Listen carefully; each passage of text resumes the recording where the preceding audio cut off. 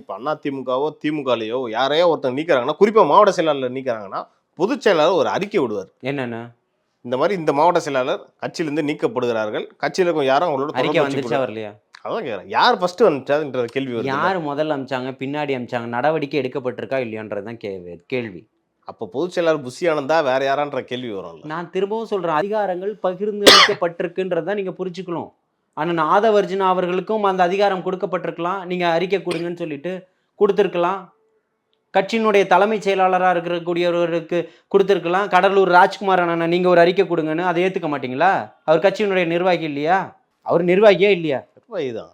ஆமா, இப்போ தென் மண்டலங்களுக்கு, மாவட்டங்களுக்கு, தென் மாவட்டங்களுக்கு, கொங்கு மண்டலத்துக்கு பொறுப்பாளர்களை நியமிச்சிருக்கிறாங்க. இல்ல நான் சொல்லிடுறேன், பொறுப்பாளர்களை நியமிச்சிருக்கிறாங்க.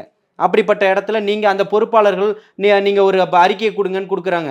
அந்த பொறுப்பாளர்களை நியமிச்சது தமிழக வெற்றி கழகம் தானே.